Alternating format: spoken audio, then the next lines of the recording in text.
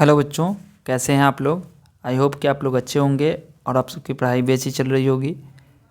आज की वीडियो में हम लोग करने वाले हैं प्रश्नावली 13.1 के क्वेश्चन नंबर 3 को।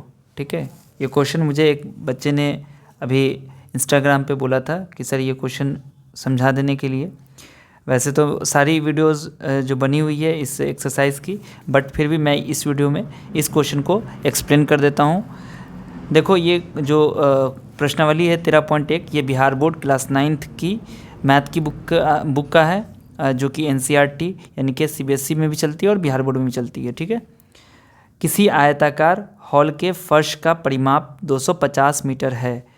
यदि 10 रुपये प्रति मीटर स्क्वायर की दर से चारों दीवारों पर पेंट कराने की लागत 15,000 रुपये हैं, तो इस हॉल की ऊंचाई ज्ञात कीजिए।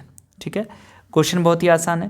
क्वेश्चन में कह रहा है आयताकार हॉल के फर्श का परिमाप, यानी कि फर्श का परिमाप दे दिया है 250 मीटर, और ये कह रहा है कि अगर 10 रुपये प्रति मीटर स्क्वायर की दर से चारों दीवार पर, कहाँ पे पेंट हो रहा है, चारों दीवार पर पेंट कराने की लागत इतनी है।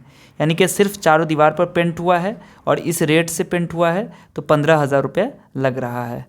इसका मतलब कि चारों दीवार का एरिया यानी कि क्षेत्रफल हम लोग निकाल सकते हैं यहाँ से, है ना। जितना कॉस्ट है टोटल उसको हम लोग भाग दे देंगे किससे, 10 रुपया यानी कि जो रेट है उससे, तो हमें पता चल जाएगा कि चारों दीवारों का कितना एरिया है या क्षेत्रफल है। ठीक है, तो चलिए इस सवाल को कैसे करेंगे। सबसे पहले तो आपको करना क्या है, यहाँ पर लिखना है चारों दीवारों का क्षेत्रफल बराबर कुल लागत, या फिर कुल खर्च भी लिख सकते हैं, कुल लागत बटा दर। अब ये दर क्या है, जो पेंट कराने की दर है उसका यहाँ पर आपको लिखना है, वैल्यू देनी है। कुल लागत कितना है, 15,000, और दर कितना है कराने का, पेंट कराने का, तो ये है 10 रुपया। ठीक है, तो 10 ये ज़ीरो कैंसिल, तो हो गया 1500 मीटर स्क्वायर।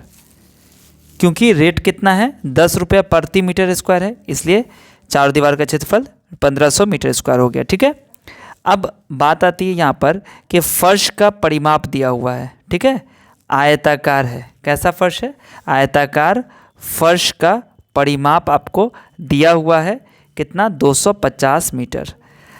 तो चारों दीवार का क्षेत्रफल का जो फॉर्मूला होता है वो क्या होता है, 2 और L+B × H, ये इसका फॉर्मूला होता है। आप लोगों ने याद किया होगा, चारों दीवार का क्षेत्रफल का फॉर्मूला ये होता है। इसका मतलब अब इस फॉर्मूले को अगर आप ध्यान से देख लेंगे और समझ जाएंगे तो आपको तुरंत सवाल बन जाएगा।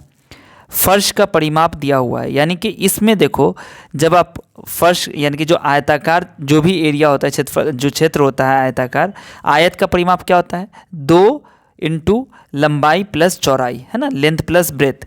ये देखो यहाँ पर ये परिमाप आपको पता चल जाएगा इससे। यानी कि जो हमारा क्वेश्चन है वो अब आसान हो गया कि हम इसमें 250 रख देंगे, × H करेंगे तो हमें चारों दीवार का एरिया क्षेत्रफल निकल जाएगा। और चारों दीवार का क्षेत्रफल तो हमने पहले भी निकाला है, यहाँ पर अभी क्वेश्चन ऊपर में हमने सॉल्व किया था, ये 1500 है, यानी कि 250 × H बराबर 1500। तो H बराबर क्या हो जाएगा, 1500 बटा 250। 1 0 से 1 0 कैंसिल हो जाएगा, 25 से भाग लगाएंगे, 25 से कहें 25, 25 छक्के, यानी कि 6 मीटर आंसर हो चुका है। ठीक है, तो यहाँ पर आपने समझा कैसे बनाया हमने, चारों दीवार का क्षेत्रफल कैसे निकाला हमने, कुल लागत में भाग दे दिया दर से, तो ये आ गया। फर्श का परिमाप दिया हुआ है, मतलब 250 जो फर्श का परिमाप है वो दिया हुआ है, और जब हम चारों दीवार का क्षेत्रफल देखते हैं तो वो भी होता है हमारा 2 × लंबाई प्लस चौड़ाई। तो ये वाला पार्ट जो आपका है ये आपको इसके बराबर हो गया, यानी कि ये आपका परिमाप पहले से पता है आपको 250, तो इसकी जगह हमने 250 रख दिया, 250 रख दिया, × H, यहाँ × H लिख दिया, बराबर चारों दीवार का क्षेत्रफल हमको पहले से पता है 1500, H की वैल्यू हमने निकाल लिया। ठीक है, तो आई होप कि ये सॉल्यूशन मैंने आपको जो बताई है आराम से आपको अच्छे से समझ में आ गया होगा। अगर आपको और भी कोई सवाल है इस तरह का, या इस एक्सरसाइज को अगर आपको सारे को समझना है तो आप मुझे कमेंट करके बता सकते हैं, फिर मैं इसके ऊपर आपको सेपरेट वीडियो बना दूंगा। ठीक है, चलिए मिलता हूँ फिर आपसे अगली वीडियो में, तब तक आप सब अपना ध्यान रखिए। वीडियो देखने के लिए आप सभी का बहुत बहुत शुक्रिया।